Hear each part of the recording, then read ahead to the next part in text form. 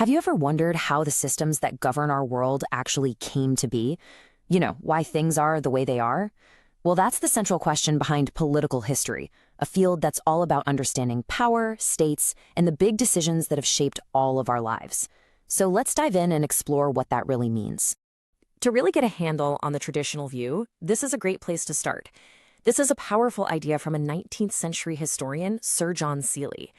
And what he's saying is that he saw history and politics as, well, two sides of the very same coin. This idea of an intimate bond between the two, for centuries, it completely defined how we studied the past. Okay, so what does political history actually mean? I mean, in its most traditional, most fundamental sense, it's really the study of one primary thing, the state. So let's break that down a little bit. Political history looks at the entire life cycle of states, how they're born, how they grow and evolve, and why they eventually succeed or sometimes fail. It really dissects their formal institutions, but also, and this is crucial, the relationships and the conflicts between different states. This focus on state-to-state interaction is actually why the field is sometimes called the history of international relations. Now, let's dig a little deeper into that traditional focus. For a huge chunk of its history, the lens of political history was pointed at a very specific and, you could argue, a pretty narrow set of subjects.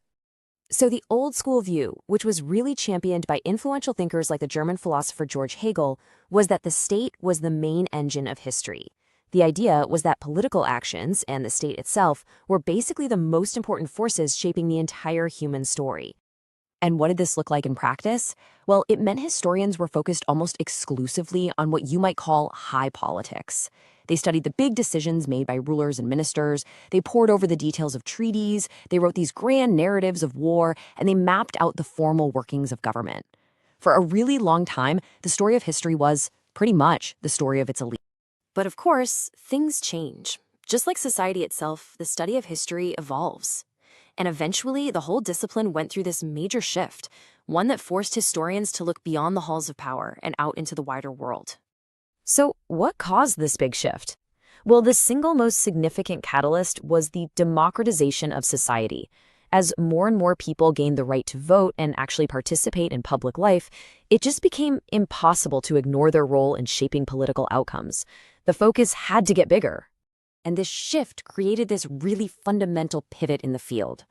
Political history moved from being exclusively about the ruling elite and the state to a much, much broader inquiry, one that started to consider the interests, the experiences, and the influence of ordinary people and society as a whole.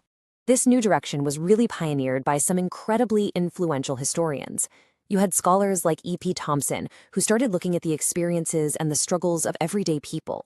And then you had Eric Hobsbawm, who connected huge political revolutions to the massive social and economic changes that were happening at the same time. They proved that politics wasn't happening in a vacuum. And all of that expansion leads us to political history as we know it today, a field that's way more interdisciplinary, way more complex, and honestly, so much more powerful in its scope. So today, modern political history asks a much wider range of questions.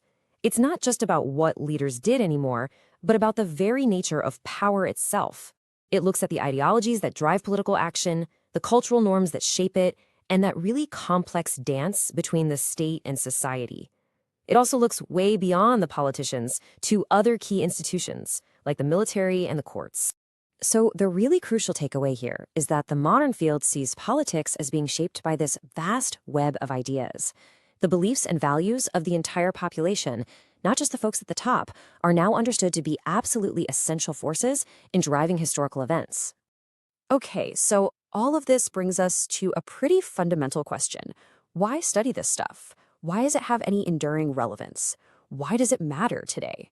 Well, to put it simply, you really can't understand the political world of today without understanding its past. Political history gives us the context for our current systems of government, our international relations, and our political conflicts. It's the story of how we got here. And maybe most importantly, it forges that vital link. It shows us how the huge, grand actions of the state are deeply, deeply intertwined with the everyday lives, the beliefs, and the values of the people it governs. It's a story of us and the systems we all live within. So we'll leave you with this central question, because it really lies at the heart of modern political history.